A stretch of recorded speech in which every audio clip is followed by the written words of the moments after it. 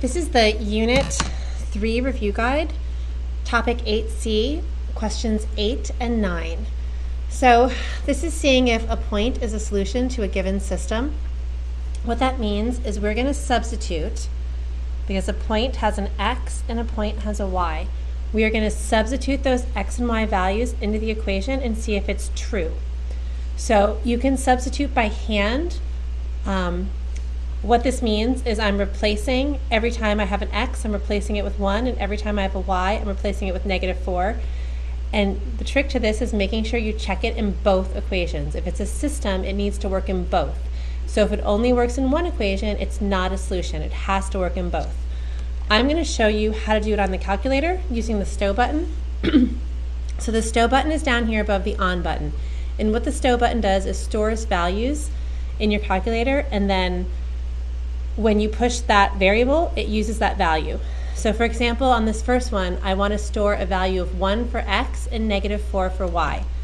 So to store a value, you put the number in first, so 1, then you hit the stow button, and then you hit the variable. So x is the easiest one because it's that one up here that we use all the time. So 1 stow x, enter. And then I have -4 stow. All of your other letters except for x are in green above the keys. And to get anything in green, you need the alpha button. So y is here above the 1. I'm going to hit alpha 1 for y and then enter. So now every time I hit an x in my calculator, it's going to use 1. And every time I hit y, it's going to use -4. So I can just plug the equation in. Y squared plus x minus 5y plus 37. You only enter 1/2 of it. You don't enter the equal sign. But I know that I want this half to equal 0 because the other side equals 0. So if I hit enter and it equals 0, then it works in this first equation. And it does not work. So on this first one, I got 42. 42 does not equal 0. So no, this is not a solution. I don't even have to check the second equation.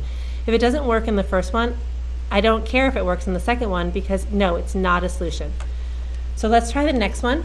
This time I have an x value of 1 and a y value of -2. So again, I'm going to do 1 stow x, -2 stow y, and I'm going to enter in this 2x squared plus y squared minus 14x minus y plus 6.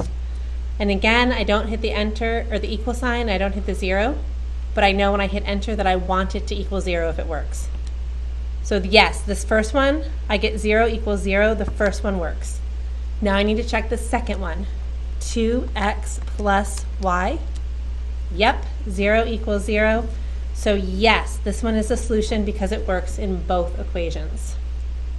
So again, if you're checking if a point is a solution, you can substitute by hand if you like, and if you substitute by hand, you need to make sure you substitute in parentheses, or you substitute using your calculator and the stow button, and it needs to work in both equations.